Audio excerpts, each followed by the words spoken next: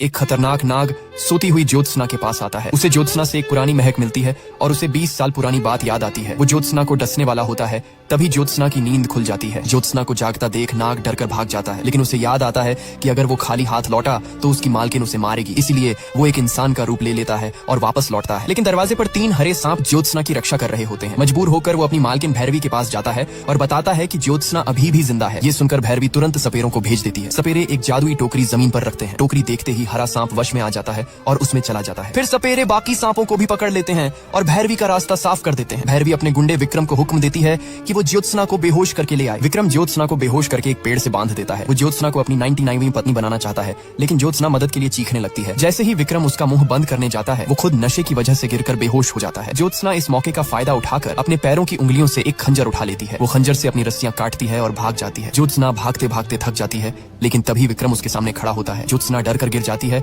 और विक्रम उसकी तरफ बढ़ने लगता है। तभी राजीव आ जाता है और विक्रम को जोरदार मुक्का मारता है। राजीव को देखकर विक्रम के गुंडे उस पर टूट पड़ते हैं, लेकिन गुस्से में राजीव अकेले ही सबको भगा देता है। वो विक्रम की कॉलर पकड़कर उसे ज्योत्सना से दूर रहने की चेतावनी देता है। तभी विक्रम चालाकी से एक जादुई पंख निकालता है और राजीव पर नशीली धूल फूंक देता है। धूल के असर से राजीव वहीं बेहोश होकर गिर जाता है। कुछ देर बाद जब राजीव को होश आता है तो वो देखता है कि ज्योत्सना वहां से जाने का रास्ता ढूंढ रही है। राजीव ज्योत्सना को आवाज लगाने ही वाला होता है कि तभी एक खूंखार भालू उसकी तरफ आने लगता है। राजीव ज्योत्सना को भागने के लिए चिल्लाता है, लेकिन भालू उसके बहुत करीब आ चुका होता है। राजीव ज्योत्सना को बचाने के लिए दौड़ता है, लेकिन उसका पैर पत्थरों में फंस जाता है। राजीव को लगता है कि अब भालू ज्योत्सना को मार डालेगा, लेकिन ज्योत्सना बिल्कुल नहीं डरती और प्यार से भालू के सिर पर हाथ फेरने लगती है। ये देखकर राजीव हैरान रह जाता है और उसे बचपन की एक लड़की याद आती है। राजीव ज्योत्सना से पूछता है, क्या तुम इस भालू को जानती हो? ज्योत्सना कहती है कि उसकी याददाश्त चली गई है, इसलिए उसे कुछ भी याद नहीं। राजीव उसे सच बताने वाला होता है, लेकिन फिर चुप हो जाता है। फिर भालू उन दोनों को रास्ता दिखाता है और वो जंगल से बाहर निकल आते हैं। ज्योत्सना को दुश्मनों से बचाने के लिए राजीव उसे अपने घर ले आता है, लेकिन ये हैरानी की बात है कि राजीव का ये घर उसी भैरवी की हवेली है। आगे क्या हुआ जानने के लिए कमेंट में लिखो नेक्स्ट पार्ट।